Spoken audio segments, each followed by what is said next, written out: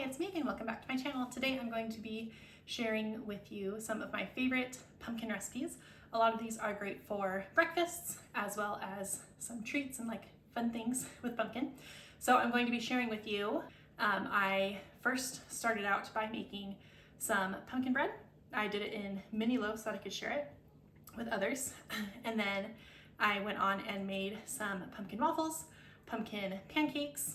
I made a pumpkin French toast casserole, pumpkin cinnamon chip cookies, and the last thing I made was some pumpkin snickerdoodle muffins.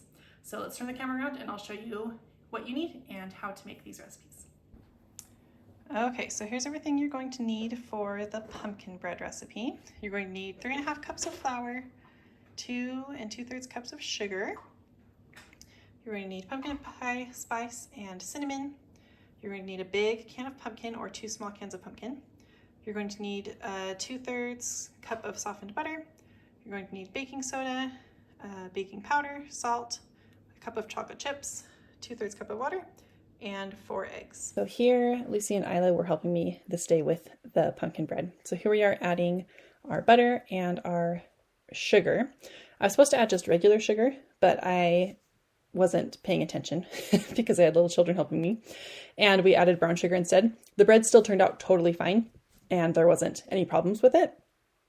It definitely had a very rich flavor, so you can sub brown sugar. That's just a lot of brown sugar and I just wasn't paying attention. So it wasn't enough for my glass mixing bowl that I had, so I ended up switching it to my KitchenAid bowl, and I beat the butter and the sugar together. Now I'm adding in the eggs. And then I will take that over and get that mixed up as well. After that has been whipped together, I'm going to add my pumpkin. Again, this is a large can of pumpkin. They are like 29 or 30 ounces, I believe. And we just added the whole thing. This recipe does make 3 whole loaves, or I turned it into 6 mini loaves. So it definitely makes a lot, and you can definitely cut it down to make smaller amounts if 3 loaves is too much.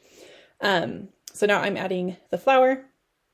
Again, my girls are each taking turns dumping things in. And baking with kids is super fun, and it's something I do enjoy doing with my kids. Now that I have 2 of them, it's definitely a lot trickier than it was when I just would bake things with Lucy or when I just bake things with Isla. So after the flour, I added in my pumpkin pie spice and my cinnamon. And this is my baking soda going in and baking powder, as well as some salt. And this is going to end up being a really thick batter. And so it's going to take a while to bake. I also added in the 2/3 cup of water at the end, and then I'm just going to mix that all together until it's combined. Then I'm going to add in my chocolate chips. I made mini loaves, and I used, again, these just the regular sized chocolate chips, and it was fine. If I was making mini loaves again, I would use mini chocolate chips because I think they would distribute better. So after I put the chocolate chips in, I took them over, mixed those in as well. And now I'm going to be putting them into my little mini loaf pans. I'm going to spray them first. Make sure that you spray them because it can be very sticky. And I'm just trying to scrape off as much as I can from my beater, just so I have the maximum amount of batter that I can pour into my pans. I just got these foil pans. They came in like a 5-pack, I think, from the Dollar Tree. And so it was just $1.25 for 5 of them, which is a great thing. I made these with the intention of giving most of them away, and that just makes it nice because they're already in these mini loaves, in these mini tins that I can just pass on to somebody, and I don't need to worry about getting my like loaf pan back or taking them out of the loaf pan and trying to wrap them or anything. I can just hand deliver a little tin of the pumpkin bread. So this recipe is actually a copycat of a restaurant that was local to us in Utah called Neater's, which is like a little bakery cafe kind of place. And they have really, really good pumpkin bread. And so this recipe is a copycat of that. And it's definitely my favorite. I've tried lots of different recipes and this one is my favorite. The only downside is that it's a thick batter, and the recipe says that it should take about 50 minutes to cook. But for regular loaves and in these mini loaves, it took me a good like 90 minutes for them to cook because the batter is just so thick. So just be prepared that you probably will need to be baking them actually in like 20-minute increments in order for it to fully get cooked all the way. I did put these on a cookie sheet just in case anything spilled over, and some of them did because my tins were a little bit full. I probably could have gotten 7 or 8 loaves mini loaves out of this recipe instead of just the 6, but 6 is all I had, so that's what I used. It did spill out a little bit, so I would suggest putting your loaf pans on a cookie sheet just to make sure. Okay, for the pumpkin spice waffles, you're going to need flour, brown sugar, baking soda. You're going to need milk. It calls for buttermilk, but you can substitute regular milk. 2 eggs, salt, baking powder, 1 cup of the pumpkin puree. I'm going to be doubling this recipe, so you'll see me put twice the amount, but I'll just leave the single recipe down in the description box. And then you also will need some pumpkin pie spice. Oh, and you will also need a 1/4 cup of melted butter. Okay, so here I started with my melted butter just in my mixing bowl, and then I'm going to add in my milk. Again, I doubled this recipe for the waffles. I made them a few weeks ago for my family for dinner one night, and they were a big hit. So I knew that by doubling it, I would definitely have enough for pretty much the rest of the season to have for breakfasts. I'm just going to put them in my freezer and then pull them out as needed. So after the milk, I added about a cup of pumpkin. Again, I'm doubling this recipe, so the original recipe is just 1/2 cup, and I'll make sure that that's listed. The original recipe for a single batch is just listed down in the description box. Next, I'm going to be adding my eggs. Again, it calls for 2 for the original recipe. I'm putting in 4 because I'm doubling it. And then all of these liquid things I'm going to be just whisking together with my Danish dough whisk. That's one of my absolute favorite kitchen tools. It makes mixing batters way, way easy. So after I mix the wet ingredients, I'm going to add the dry ingredients. You're supposed to mix the dry ingredients and then fold them into the wet, but I don't want to make another bowl dirty. So I'm just mixing them all in, kind of sprinkling them on top, and then I will mix them in. So I added the salt, baking powder, baking soda. Looks like I'm adding the pumpkin pie spice right now. And I felt like these were a good amount of pumpkin pie spice and flavoring. They aren't super sweet. Here I am just adding 2 teaspoons of brown sugar for the whole doubled recipe. So they're not overly sweet, which is nice, especially if you're going to be putting syrup and other sweet things on top of them. And then here I am just adding the flour to my mixture. And then while I'm doing this, I have you can see my waffle iron is there. It's plugged in and getting hot while I am mixing these all together. I could have used a slightly bigger mixing bowl just so my flour didn't spill all over the place, but this is just what I had clean and what I wanted to use. So I'm just getting that all mixed together until the flour is incorporated and there aren't any like clumps or anything of the dried flour. And once that's done, I'm going to pour it into my hot waffle iron. For these big, like Belgian style squares, I found about a 1/4 cup was a good size to put on there for them to kind of cook through and not be too overly thick. So that's what they turned out like. And here are all of them at the end. Again, I used my mini waffle maker as well as my big one, just so I could get through them faster. And they have been a hit. Okay, here are the ingredients that you will need to make the whole wheat pumpkin pancakes. You need 2 cups of whole wheat flour. This is just some whole wheat flour that I ground myself, but you can use store-bought or you can also substitute just regular flour as well. And then you need salt, baking powder, brown sugar, 1/2 cup of pumpkin puree, vanilla, milk, oil, cinnamon, and a couple of eggs. For making the pancakes, I just rinsed out the same mixing bowl. Again, I was making all these on the same day, and it was amazing how few dishes I had at the end of the day because everything used pretty much the same ingredients and very similar dishes and tools. So here I am just adding my dry ingredients. I added the whole wheat flour and the baking powder, and then I'm going to add some pumpkin pie spice and some salt and get all of those in my bowl. And then I'm going to start adding some of my other ingredients. I have the brown sugar, again, just 2 teaspoons, and my milk. I did not double this recipe just because we haven't had this recipe in a while and I wasn't sure how much my family would enjoy it. Here I am just adding oil. I used avocado oil this time and some vanilla, and then I'm going to be adding in my eggs before I whisk everything together. I wasn't sure how much my family would enjoy these, so I only made just 1 regular batch, and they also have been good. I think my family just prefers waffles for the most part. So not that the recipe is bad. I really like whole wheat pancakes, and so I think these taste really good. They're just not my family's overall favorites. They would much prefer the waffles. So I did let this batter sit for a few minutes, especially with that whole wheat flour, you want to make sure that it sits so that it can kind of like rehydrate it and doesn't make it as cakey or dry. But the batter is still going to be very thick. And so these do take a long time to cook. So I would make sure that you cook them even a little bit lower than usual, just to make sure that they get cooked all the way through. And I would also try and like thin out your pancake as you are spreading it on your griddle. So here's what they looked like when they were all done. They smelled delicious. And again, they were good. Just not my family's favorite, just because they prefer waffles. Okay, here's everything you need for the pumpkin French toast casserole. You're going to need a loaf of bread that you either dry out or toast. You're going to need flour, sugar, brown sugar, milk, salt, 1 cup of pumpkin puree, half a cup of butter, vanilla, pumpkin pie spice, cinnamon, and 6 eggs. So for this French toast casserole, this is some bread that I've had that's just getting a little bit old, so it's a little bit dried out. So I didn't end up toasting it like the recipe said, and I didn't use a whole loaf. The original recipe is actually gluten-free and dairy-free, but I just adapted it using the regular things that I have. So I ended up using maybe about 1/3 to 2/3 of a loaf of bread, and I just cubed it up and then put it in a sprayed 9x13 pan. And then I added the brown sugar and the cinnamon on top of it. And I mixed it all together. The original recipe just says that you're supposed to layer that down in the bottom and then put your bread on top of it. But I thought it'd be better if I actually like coated the bread a little bit. So then I'm going to be making my wet mixture that goes on top of it. So I have my milk that I'm adding to my mixing bowl, measuring cup, and then I'm adding in the eggs. It does call for 6 eggs. So this is a good way to use up eggs. My family has had this for breakfast the last few days and they have all really, really liked it. I haven't had any yet, but they have really enjoyed it. There is a glaze that's in the original recipe that you can put on top. I didn't put that in because I wasn't sure how well that would store in my fridge. I didn't want it to make the casserole like soggy. But my husband said that it would taste better with the glaze on top. So if you're making this and planning on eating it all at once, definitely do the glaze. Otherwise, he has just been putting syrup on top. My girls have been totally fine to not add anything extra on top.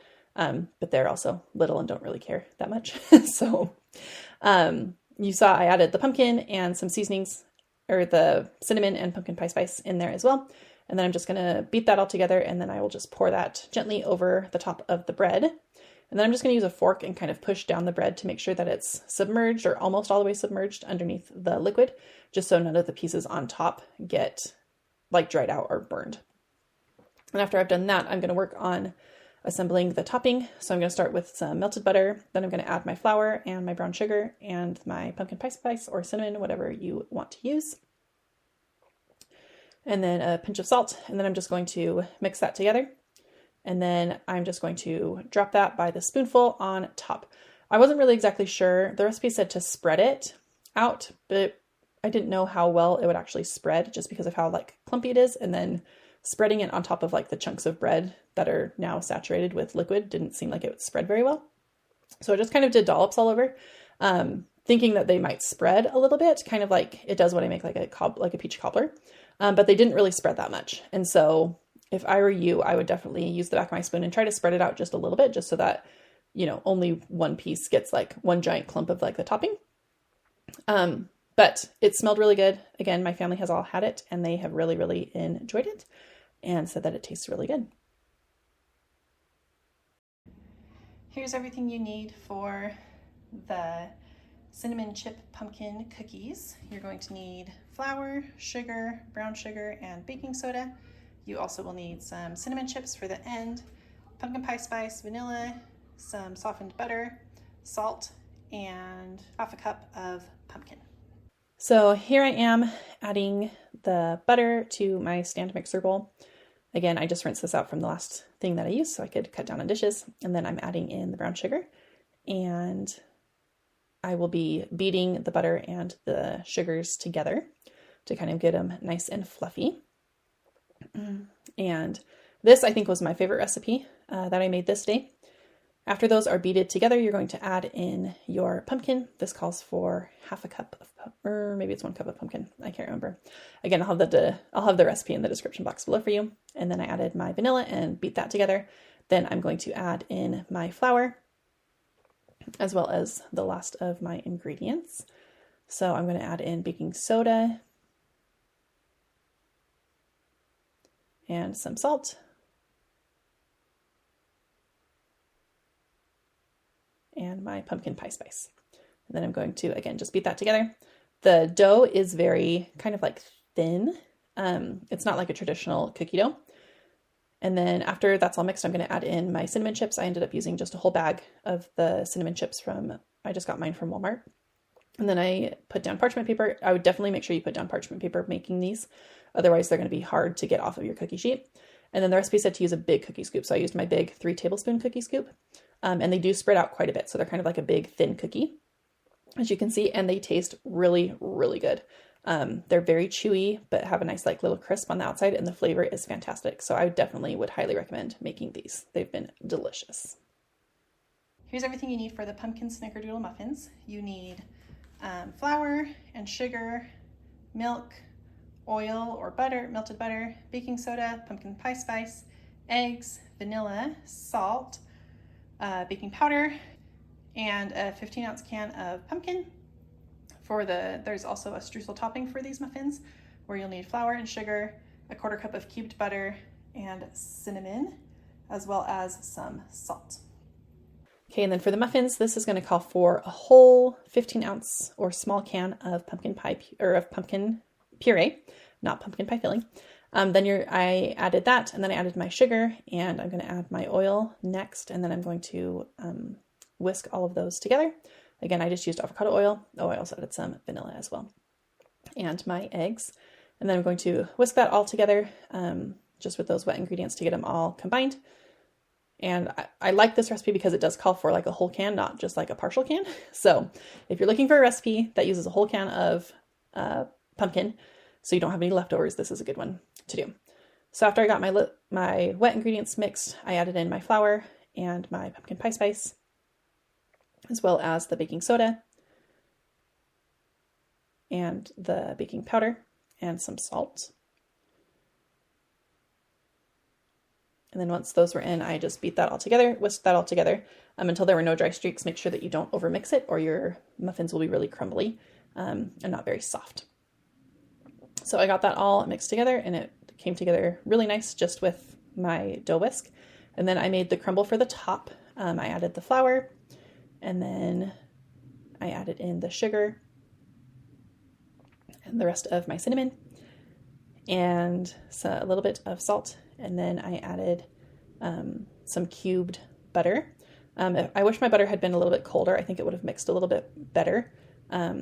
I just mixed all those dry ingredients, and then I added in my butter. And then I'm going to use a pastry cutter, you'll see, to kind of mix it all together. And you want it to create like a sand consistency, where you can see like the little chunks of butter kind of in with the rest of the dry ingredients.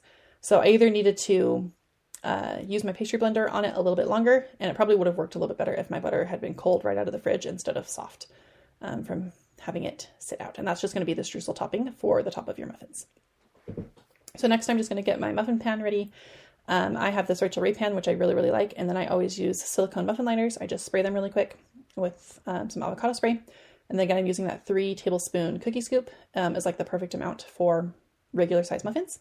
So I'm just scooping those in, and I was able to make a full dozen of the big muffins. And then I got out my mini muffin pan, and I was able to get, I think maybe 11 or 12 mini muffins as well out of this one recipe. So after I got the muffin batter in my muffin cups, I just sprinkled the streusel topping on top.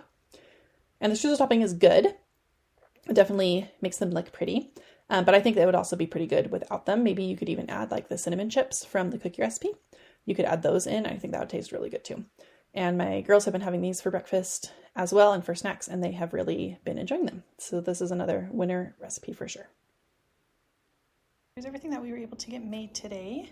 The recipe ended up making 25 of the cookies.